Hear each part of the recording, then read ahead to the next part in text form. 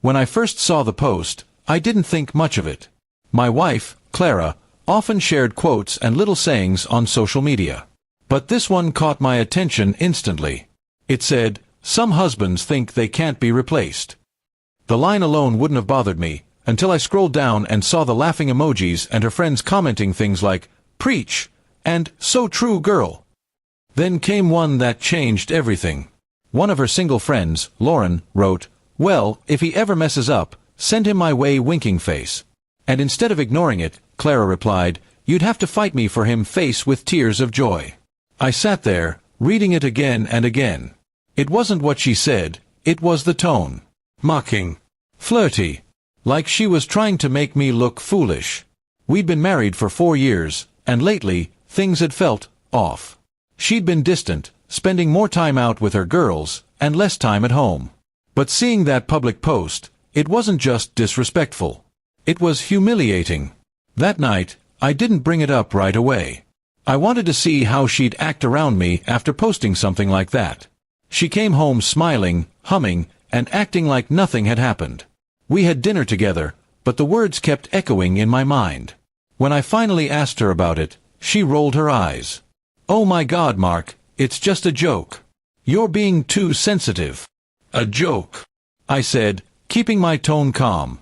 "You publicly said husbands can be replaced and laughed when your friends flirted with you. That's not a joke, Clara. That's disrespect." She sighed, crossed her arms, and muttered, "You're reading too much into it." Then she went to bed early, leaving me sitting there, angry and embarrassed. The next day, I decided to see just how much of a joke it was. I didn't confront her again.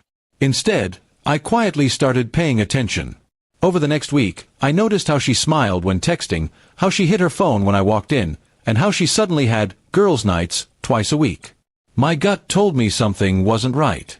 One night, I was at a friend's house when one of Clara's friends, Jessica, pulled me aside. "Hey, I probably shouldn't say this," she began nervously, "but you should talk to your wife. People are talking." That post. It started as a joke, but now everyone's saying she's acting like she's single. My stomach dropped. I didn't lose my temper. Instead, I thanked Jessica and went home quietly. When I got there, Clara wasn't home. I checked her location. It said she was at a bar across town. I drove there, parked outside, and saw her sitting at the bar with a group of people, laughing, drinking, and leaning a little too close to one of the men. I didn't go in. I just watched for a while, my heart sinking with every minute.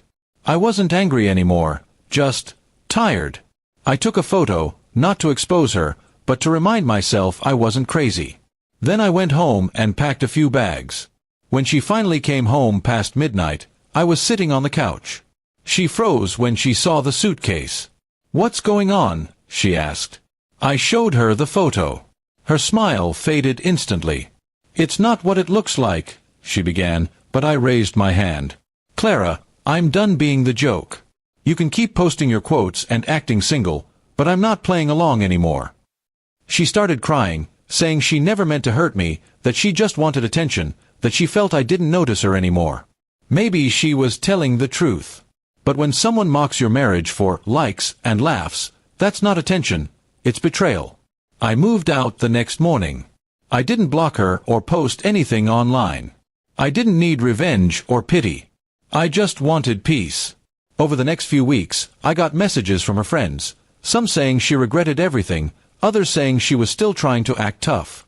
I ignored them all. A month later, I got an unexpected message from Lauren, the same friend who'd commented, asking if I was single. She wrote, "Hey, just wanted to check how you're doing. You deserve better." I didn't reply, but the irony wasn't lost on me. The same people who laughed at that post were now realizing I wasn't the one who could be replaced. Time passed. I focused on work, started going to the gym, and eventually felt free again. One day, I ran into Jessica at a coffee shop.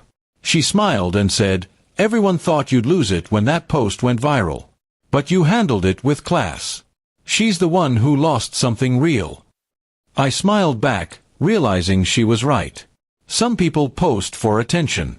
Some people pretend to be strong by putting others down.